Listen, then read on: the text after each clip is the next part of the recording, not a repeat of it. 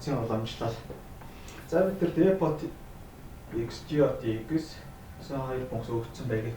За тэгэх юм бол y-ийг тэнцүү depot x дээр нэмэгдэх нь g гэсэн функц. За энэ хоёрын хэлбэр функцийн уламжлал гэх юм бол шууд тус бүрийн уламжлалаас шийддэг. За мөн бичлэгийн ялгуур байх юм бол мөн ижилхэн тус бүрийн зураг уламжлалаар шийднэ гэсэн. За тэгвэл жишээ нь одоо энэ бодлого y-ийг тэнцүү x-ийн куб дээр нэмэх x функц уламжлал. За тэгвэл энэ функцийн уламжлал гэдэг маань x куб дээр нэмэх x функцийн уламжлал маань шууд тус бүрийн уламжлал болоод x кубын уламжлал нэмэх x уламжлал багсах.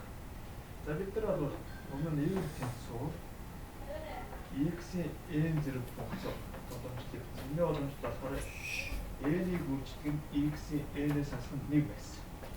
За тэгвэл энэ дүрмээ ашиглаад явах юм бол энэ болохоор 3-ийг гүйцэтгэх нь x, тэгээ 3-аас 1-ийг асах 2 зэрэг x-ийн уламжлал шууд 1 байна гэсэн. За ингэ бол. За одоо хоёр дахь удаа энэ функц уламжлалыг холоос өмнө гавцсан. За тэгвэл энэ уламжлалт юм бол мөн ижилхэн шууд тус бүрийн уламжлалаар шийдчихнэ. Энэ уламжлалыг асаасан 7-аар гүйцэтгэх x квадрат функцийн уламжлал гээд за одоо энэ тэнцүү.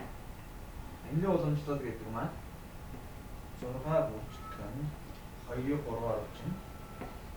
x-ийн 2 зэрэг болно. Хасах нь 7-г 2-оор очиход 14. 2-оос 1-ийг хасаад x болно гэсэн. За одоо язгууртай байна. Өөр энэ уламжлал гэдэг маань язгуурын нэгдийг 2-ны 1 зэрэг шийдвэрлэх юм бол ийм болно. За ингээд тус бүрийн уламжлал гэхээр x-ийн 2-ны 1 уламжлал гарсан 2 болно. За 2-ны 1 уламжлал гэдэг маань 2-ны 1-ийг гүйцэтгэх x-ийн 2-ны 1-ээс 1-ийг хасахаар хасах 2-ны 1 болно. Хасах нь за энэс юу гэсэн үг вэ? Y-ийг тэнцүү c-ийн ямар нэгэн бодит тооны уламжлал маань t c болон гэхээс бодит тоо байна.